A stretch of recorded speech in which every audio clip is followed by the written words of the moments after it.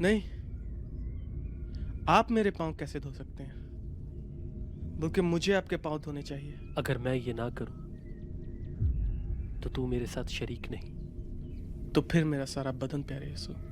जो नहा चुका उसे पाँव के सिवा और कुछ धोने की हाजत नहीं, बल्कि सरासर पाक है। तुम पाक हो, लेकिन सब के सब नहीं।